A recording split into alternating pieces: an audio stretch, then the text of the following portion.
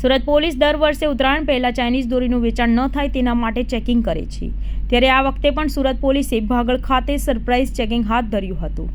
સુરત પોલીસે પ્રતિબંધિત ચાઇનીઝ માંજાનો વેચાણ ન કરવા અને સિન્થેટિક માંજા કે જે લોકોના ગળા કાપી નાખે છે તે ન રાખવા માટે જાગૃતિ ફેલાવી હતી અને રાજ્ય બહારથી વેચાણ અટકાવવા પણ સુરત પોલીસે પ્રયાસ શરૂ કર્યા છે.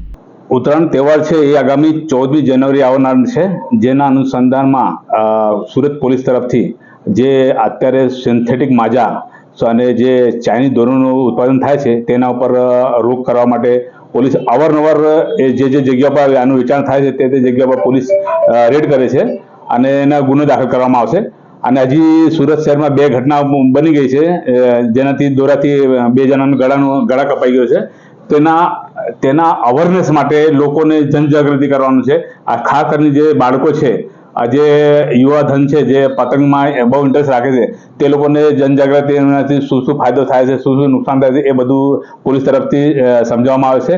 અને સી ટીમ તથા પોલીસ જે અમારા ડિવિઝનના જેટલા પોલીસન છે એ તમામ તરફથી એ પેટ્રોલિંગ રાખવામાં આવે છે. અને જે જગ્યા પર આનું વેચાણ થાય છે તે તમામ જગ્યા પર પોલીસ જઈને ત્યાં જનજાગૃતિ અભિયાન શરૂ કરવાનું છે. અને જો એ લોકોને કહેવાનું છે કે ભાઈ જો તમે આ ચાઇનીઝ દોરા કે તુક્કલ કે વેચાણ કરશો તો તમારી વિરુદ્ધ કાયદેસર કાર્યવાહી કરવી, એવું સમજણથી કામ કરવામાં આવશે.